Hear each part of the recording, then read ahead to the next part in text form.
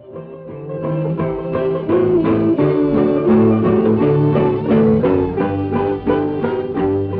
the hush of the night I am dreaming, when the voice of the city is still, of the friends in the dear old green valley, and the murmuring stream by the mill.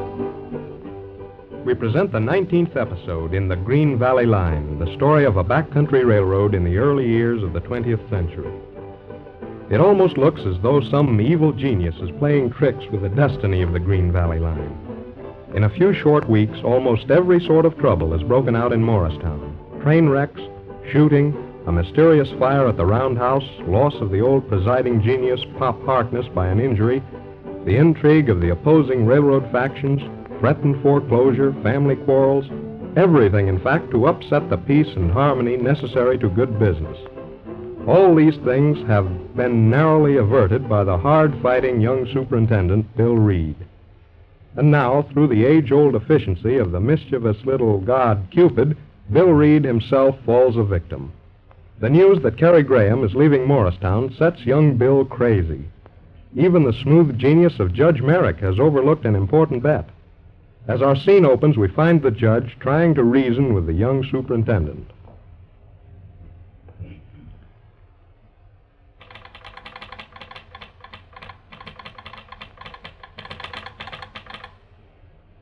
No, William, just a moment. Oh, I tell you, Uncle, it's no use. I know what you think, and it's true. I'm just a big sap. Just like the simplest country hick that falls for a girl. I thought I was smart. Yes, I know. Go on, shoot. Now, Bill, I wouldn't for the world pry into your personal affairs. It's just the importance of this job, don't you understand? Yes. Why, you've taken it on.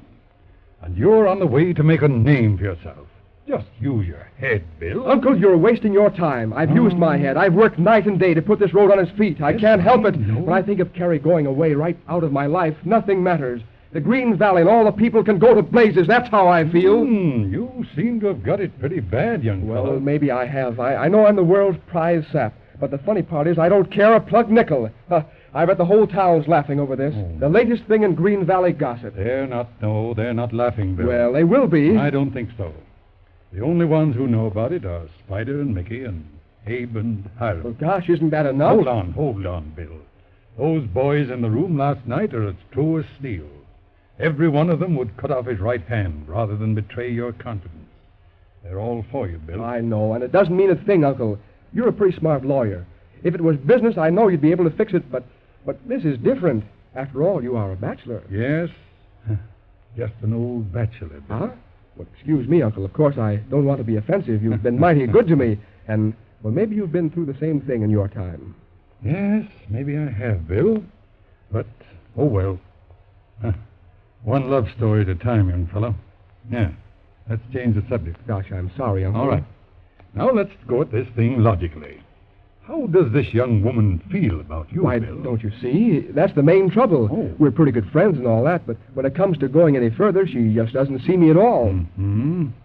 Ever tell her how you felt about her, Bill? Well, no, I never did, Uncle. You see, I Yes, didn't... a woman is funny that way, Bill. Huh?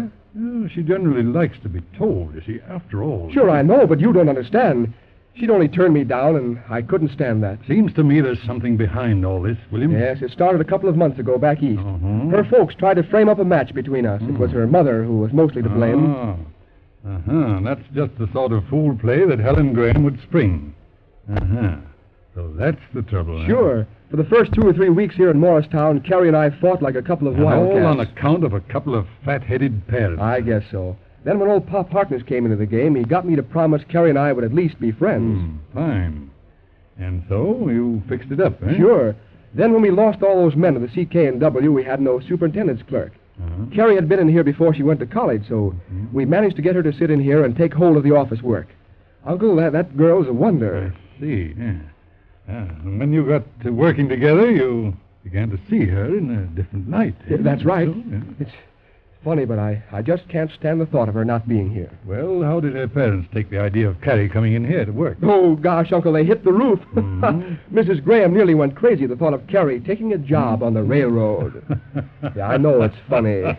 Funny, yes, in a way. I suppose, Bill, it's one of the flaws in modern civilization. You know, very few parents understand grown-up sons and daughters. Why, even the beavers know enough to kick 'em out when they get big enough to run their own affairs. Yes, well, I guess we're not getting anywhere, Uncle.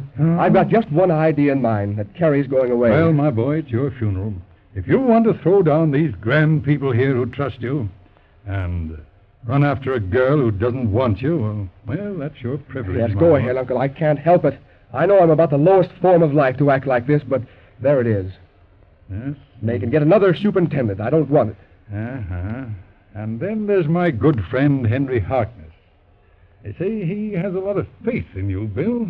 Of course, he's lying there helpless, and maybe he'll never come out of that injury. Uncle, for heaven's sake, don't you think I know it? Well, I thought you might have forgotten. It's going to be a pretty heavy blow to him, my boy. You see, it's so hard to explain. You don't really look like a quitter, Bill. What? See here, Uncle. You've done a lot for me, I know. But nobody ever called me a quitter and got away with it. No? No, besides, it isn't true. Ah. Bill, it isn't a bit of good you trying to quarrel with me. I'm old enough, I've known you long enough, and I've seen enough of this world's trouble to tell you just exactly what I think of you. So don't try any theatricals with me, my boy. All right, Uncle, you win. I'm a quitter. So what? Oh, I don't know. That's something. As we say in the law business, the defense concedes the point. Now, yes, now let's jumping see. Caesar, look there. What now? Another fire or something? There's Carrie. Well, I'm darned. Talk of the devil.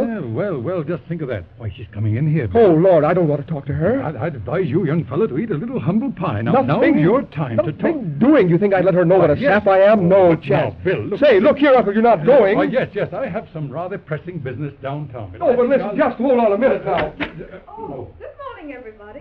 Hello, Carrie. Oh, Judge Merrick, don't go. I'll only be a minute. Yes, hold on, I'm Uncle. sorry, Don't young leave. people. You see, I just remembered a pressing appointment. It was with with Abe Meadows. With Meadows. Abe Meadows? Yes, Abe Why, Meadows. he's gone fishing. What? I saw him. Abe Meadows gone fishing? Yes. Why, really, that's very strange. Well, of course, he wasn't the only one that I was to meet. What? There were several of them, quite a number of people, in fact. Dear me, it's 11:30. Oh, my goodness, I'm 5 minutes late. Yes, but Uncle... see you both. Goodbye. Goodbye. Bye. I don't believe he had any old appointment. No. Is there anything I can do for you? Oh, no, nothing really. I just came in to pick up one or two things. How's number 9? Right on time. What? Why, she's marked up 40 minutes off time on the board. Oh, yes, that's right. She's 40 minutes late. Silly of me, but I forgot for a minute. How funny. By the way, when are you leaving, Carrie? I'm not sure. Probably number 10 Wednesday. Mm-hmm. We have a lot of packing to do. Yeah. Well, I hope you'll have a good time in the East. Oh, thanks. It will be nice to get away to Boston after all the excitement and have a good rest. Yeah, sure. Well, I'm looking forward to a rest, too. Been hitting it pretty hard lately. But I don't understand. You're not thinking of... Yes, I made up my mind to leave the Green Valley. Oh! Look out, you'll upset that ink bottle. Oh, I'm sorry. But listen here. You're surely not going away, Bill. Yes, I got a little tired of things around here. Going east for a change. Bill, you don't mean that. Sure, I mean it. Guess they can get hold of someone else to run this outfit. Bill Reed, you ought to be ashamed of yourself. Oh, really? Well, what about you? Why, you know why I'm going. I simply have to. It isn't what I'd choose, but Father and Mother need me, and... I see. Well, don't let's argue. How's Pop Harkness? Oh, Bill, he's better. They think he's going to make it. He could talk a little today. Good. Did you tell them all the news? No, of course not. Oh, Bill, he's just like a little child. My goodness, what's going to happen when he hears you've thrown him down and he trusted you There so? you go. Now you're starting. Uncle Merrick took my hide off over it. Gosh, that man has a mean edge to his tongue. Serves you right. I think it's the rottenest deal I ever heard of. Do you? I certainly do. I suppose I've no right to talk, but just think of you quitting when the Green Valley needs you so. Good Lord, let's talk about something else. Oh, dear, everything is so mixed up. Family quarrels and rows with the CK and W. Oh, I'm so tired of it all. Sure, me too. I'm going to take a run east. I want to drop in and see Mother. She's back from Europe. Your mother? Yeah, you never met her, did you? Why, no. Oh, it's funny. I never heard you mention her before. Carrie, there's one grand woman. Best pal I ever had. Gosh, you'd like her. You think so? Mm-hmm. Oh, she must be nice. Oh, she's your Uncle Merrick's sister, isn't she? Yes, that's right. She's just like he is, one of the best. She's English, isn't she? No, she and Uncle were educated over there, that's all. Well, just fancy us talking about Mother. Well, I suppose in a few days we'll both be on our way. probably never see each other again. Now, you listen, Bill. You can't do this. You can't leave the Green Valley. And why not? What about meeting that mortgage money in 3 weeks? Oh, I don't know. I suppose someone else will have to worry about that. Oh, Bill, that's terrible. What is the matter with you? Oh, nothing. Maybe I'm just a bum. Maybe.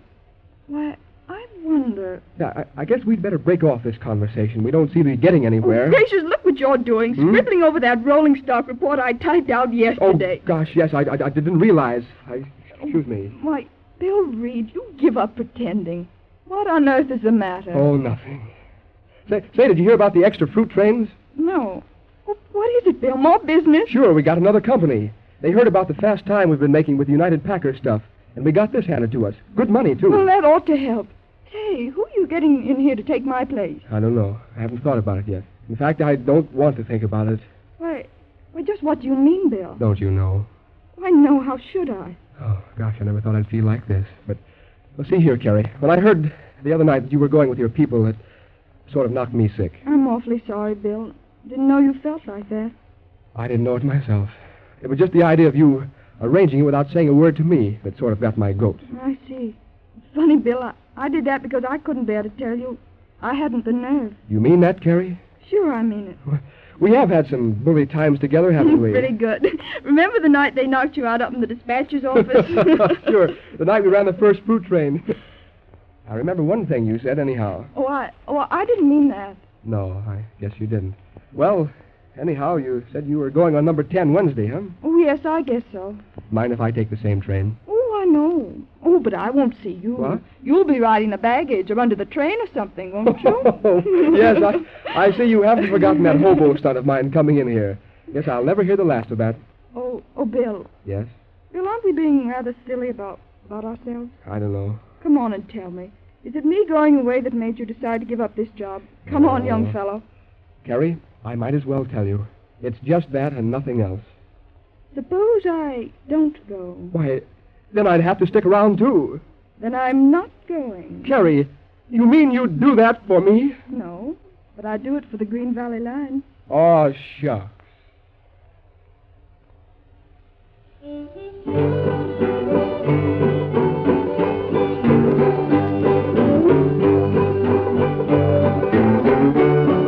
Another dangerous situation averted, and yet we think that our friend Bill is just a little disappointed. However, see how they handle matters in episode 20 of the Green Valley Line.